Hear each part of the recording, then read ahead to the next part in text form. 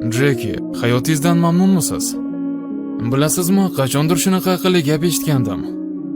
Sani murakkab ishing, har bir ishsizning orzusi. Sani quloqsiz bo'ling, har bir farzandsizning orzusi. Sani kichkina o'yin, har bir uysizning orzusi. Sani oz daromading, har bir qarzdorning orzusi. Sani yaxshimas deb hisoblagan sog'lig'ing, har bir bedavo dardga yo'liqqan bemorning orzusi. Yaratgan egam sani gunohlaringni boshqalardan yashirishi. Hammani oldida sharmanda bo'lgan har bir gunohkorning orzusi.